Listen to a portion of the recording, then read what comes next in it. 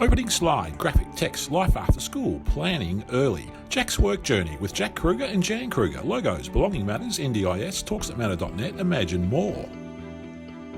Okay, so planning early for life after school. That's what I've been asked to talk about today. And here's a picture I love of Jack on the high ropes on a school excursion, and it blew my mind and it really raised my expectations of what is possible for him and his future. Here's just a little introduction to my family. Jack has 3 older sisters, Heidi, Annie and Lily, and a beautiful husband, Paul.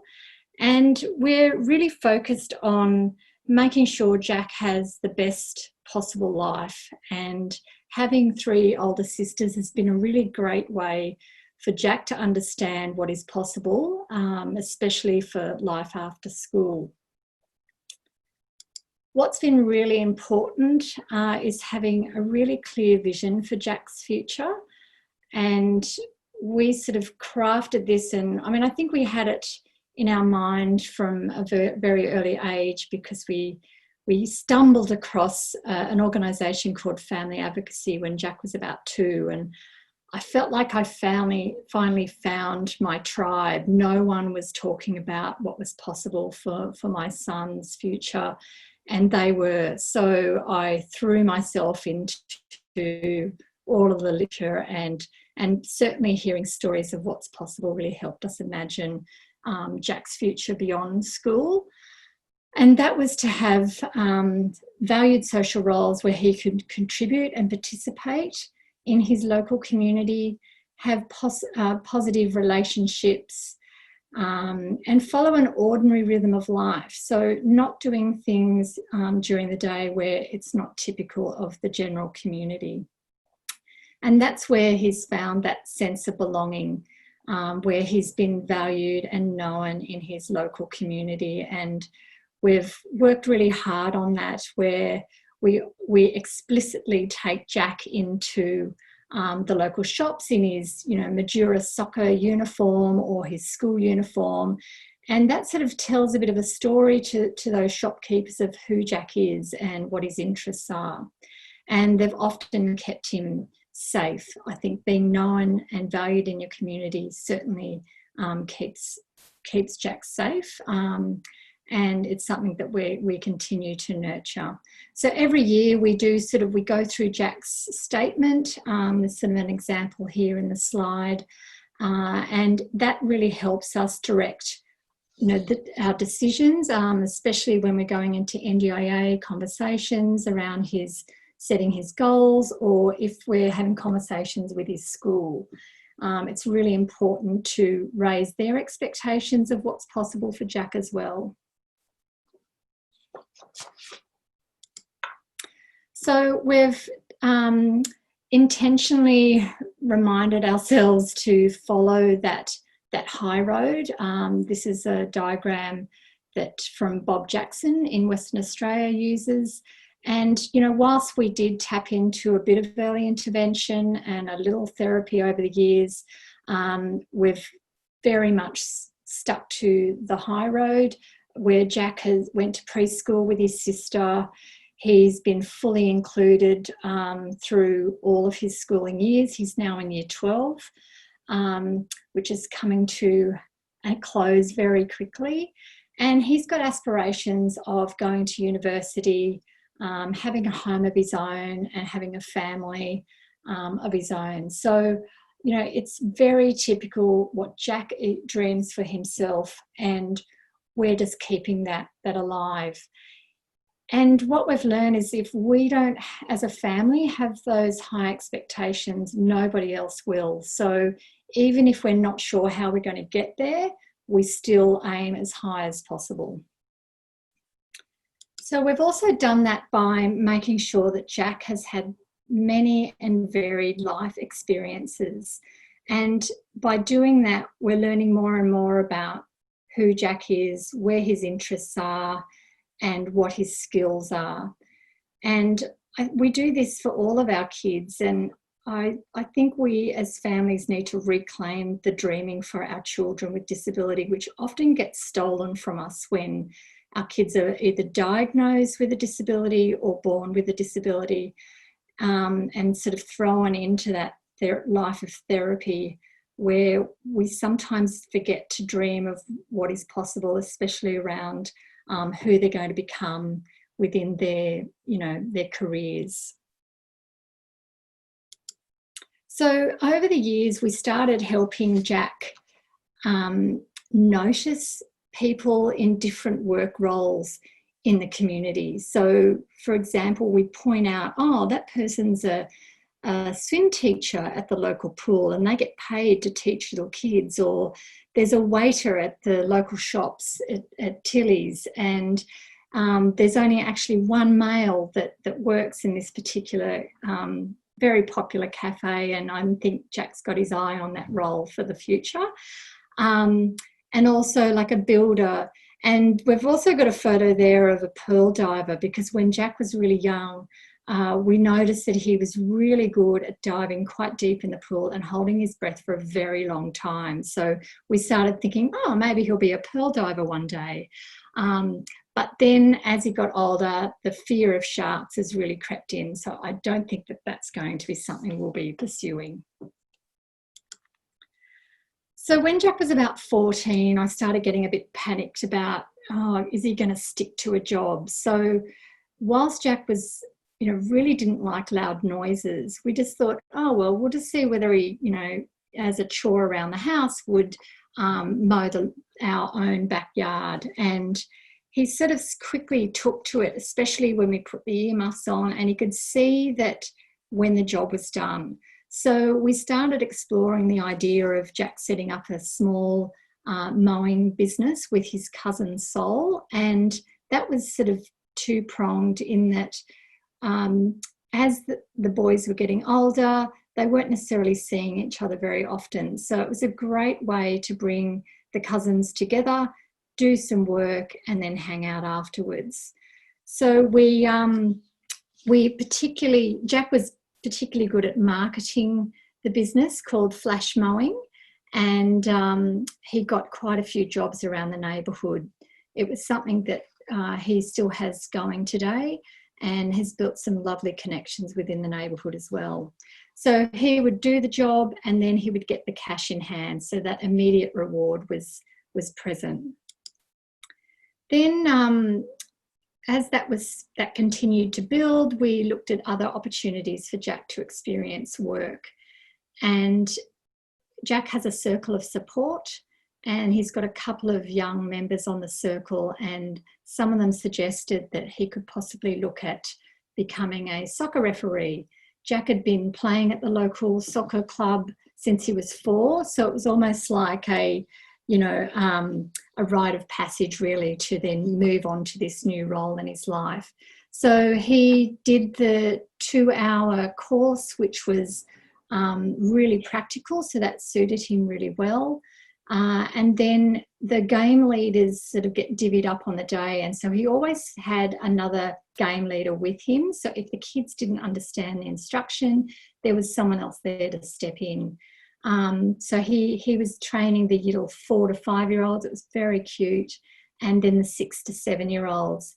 The 6 to 7-year-olds needed reffing of a game. So sometimes that was hard for Jack to tell who kicked the ball out, and so who had the throw in. So we always made sure that there was someone there with him in a freely given way to support him in that role. And that was a paid role where it was $15 per game. So again, it was really motivating for him. Then year 10 came around, and we really wanted to think about work experience for Jack, because we were starting to plan life after school beyond year 12. And we were looking closely at the idea of a school-based apprenticeship for year 11 and 12, but we wanted to make sure Jack had, some ideas around what different types of work were out there. He'd often thought about, working in or talked about working in an office, but he didn't really know what that entailed. So we just happened to be in Harris Scarf one day. I ran into someone there that works there that had a daughter the same age as Annie, my daughter. And we just got chatting, and I just asked whether they did work experience. And she said, oh, of course we do. She introduced me to the manager, and it was set up really quickly by using the school to provide the insurance, but we pretty much did all the other leg work. So we employed Julia to be Jack's job coach throughout that work experience. And we advocated really hard with the NDIA to get the SLES funding earlier. Usually most people get it around year 12 or beyond. But we could see that what the SLES funding, the purpose of it was really applicable for Jack doing his work experience in year 10. So we were successful, and the SLES funding ran over 2 years. So he had 2 years of SLES funding, which was really substantial. And Jack did the work experience at Harris Scarf for 2 mornings a week for a whole term. But then once that term was up, we started exploring another work experience. So that was, I think I've skipped her. So yeah, we looked at looking at some work experience in an office setting. But before I move on to that, I just wanted to share what sort of often happens for many kids when they're doing work experience. They often come back and just say, oh yeah, I had a lovely time.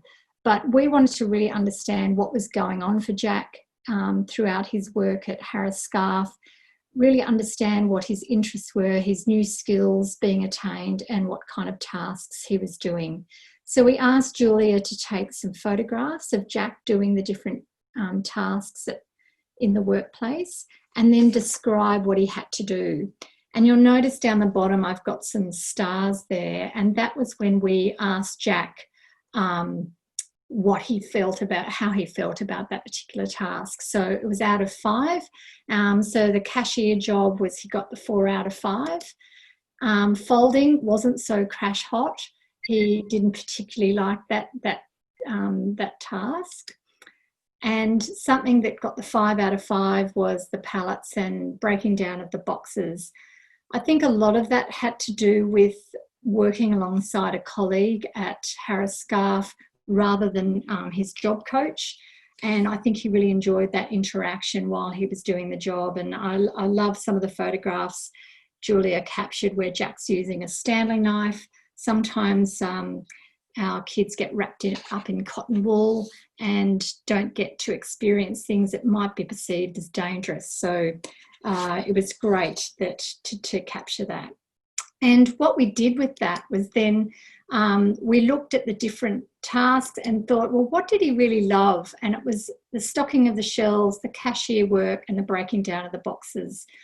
And that then helped us think, well, where else in the community could we use those skills? And we identified that the local IGA would be a great fit for him. And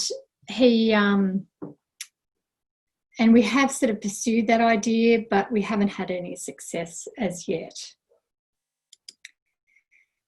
Then came time for another work experience for Jack, and through our connections in Jack's Circle of Support, we have Tom Bevitt, who's a lecturer at the University of Canberra, and he pretty much carved out a job for Jack to sort of take away some of those tasks from the lecturers and put Jack in there to see how he could value add to their workplace.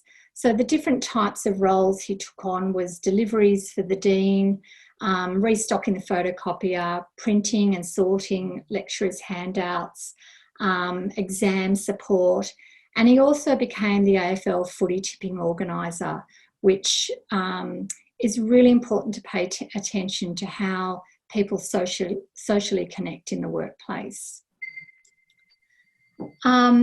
So now Jack is in paid work at the university, and he decided to do his school-based apprenticeship in office and business. and he's doing a Cert 3 in Foundational Skills in Business, and he works 8 hours of paid work a week. He's actually employed by the Australian Training Company, and then contracted to the university. So once that's completed at the end of year 12, we'll be looking at how Jack can be employed directly through the university. So that's more work for us to do in the future.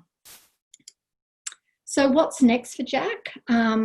We actually just received on the weekend Jack's new NDIS plan, because he's already had 2 years of SLES funding, and we didn't know what the funding was going to look like beyond that. And we're really excited to see that he's got quite substantial funding in the finding and keeping a job category. And we really made sure we focused on, when we were talking to the NDIA, about building capacity in Jack's skills. So we weren't just talking about support, we were talking about building his capacity.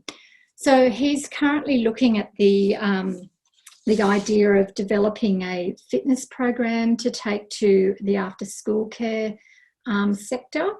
And we're currently working through some connections that run those programs to see how we can get Jack in a paid role there.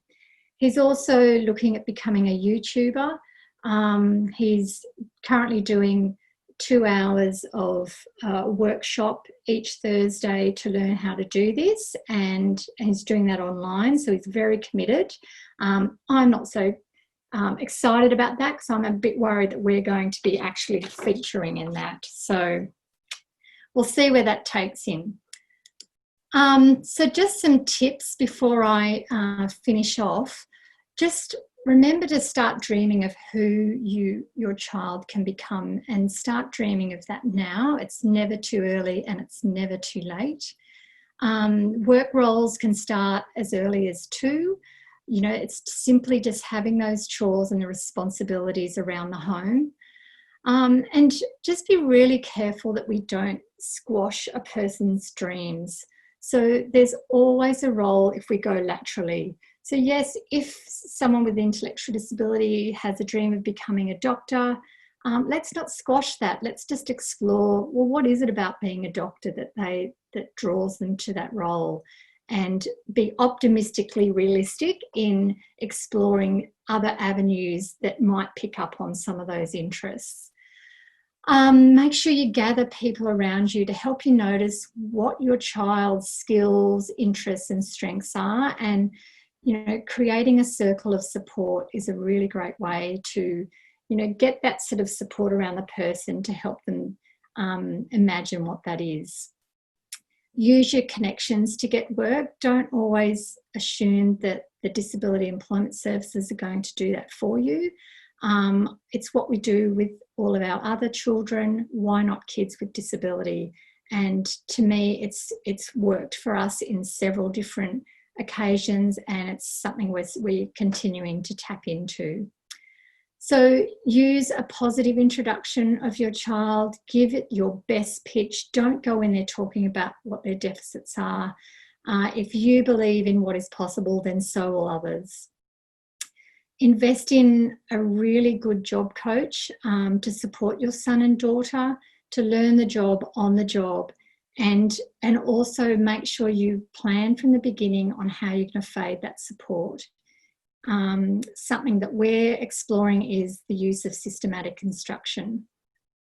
So help your son or daughter to move into adulthood and pay attention to, you know, their image. So they've got to look like an adult and they've got to look like they're going to work if they're going to be given that opportunity. And make sure you give them plenty of opportunities in positive roles and building their skills.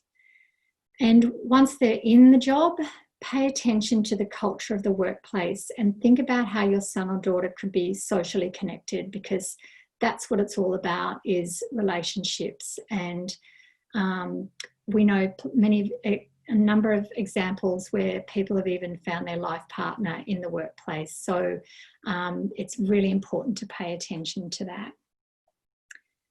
So just on finishing, I'm just going to play a short video of just that will give you a bit of a sense of how we've gone about getting Jack the job at the University of Canberra. So bear with me while I just get that video up.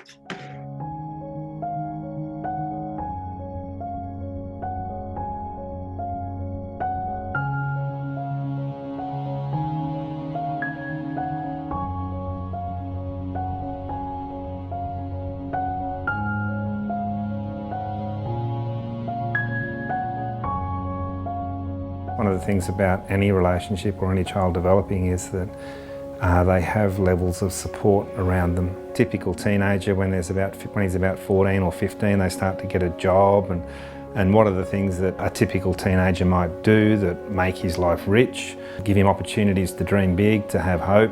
We found out about circles of support some time ago, and we just felt it would be a really good idea and a productive idea to get a group of intentional people to think about how we might be able to make Jack's life as great as it possibly could be.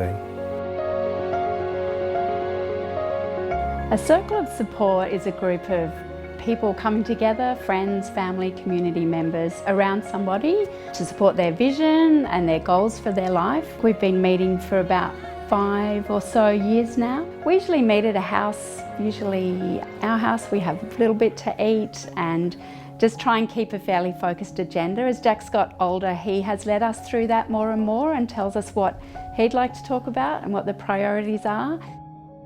And what we did was we, as a circle, got together and to ask Jack what was he interested in, what kind of career would he like to do. We developed up 3 columns. One was the interest areas for Jack, and then we're looking at what the valued roles could be in the workplace, and then we had some conditions for success. The main focus of Circle of Support has been to find jobs that would fit him and his interests. He was very clear with us about wanting to be in paid employment. He wanted to be around young people. He mentioned he wanted to be with people he could have coffee with. He wanted to wear a nice suit.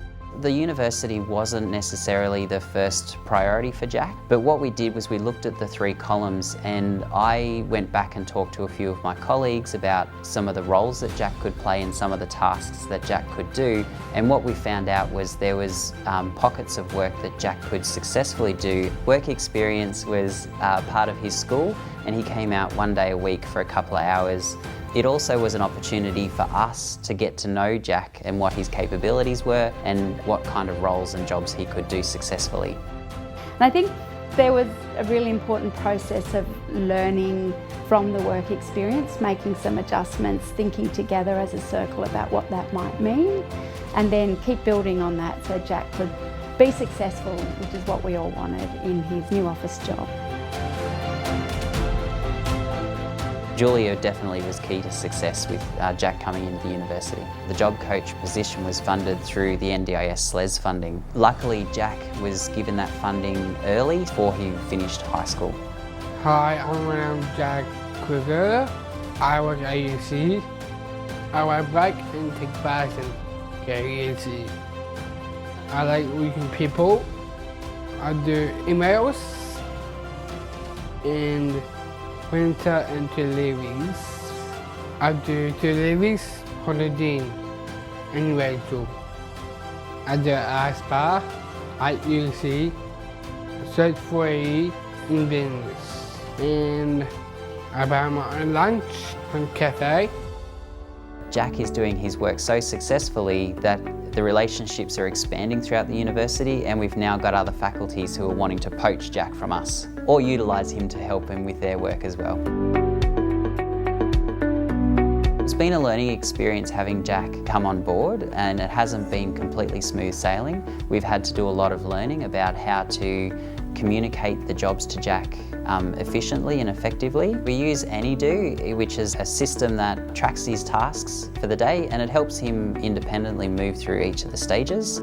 We tried to start this circle of support up about 4 or 5 years ago, and we got a lot of people in, and to a certain extent that was a little bit problematic. And so from there, about a year later, we went and made the circle a little bit tighter. And so the relationships that we had with different people were very close, but certainly the idea of asking people was a little bit scary to start with, but it was quite amazing to see how engaged they become with it and how responsible they were in taking on the role of being a member of the Circle of Support. Oh, look, it's been an amazing journey being part of the Circle. I think we've all learnt a lot about Jack, but about each other and how we strengthen relationships and community, and I've really valued being a part of that. Personally, I've known Jack since he was about 10. Seeing him from when he was a boy who was struggling to tie his shoelaces to seeing him fulfil a valued work role here at the university as my colleague, it's just the most rewarding thing I've ever been part of. It just is so rewarding for Jack, for UC, for our colleague to have Jack with us and working with us as a colleague.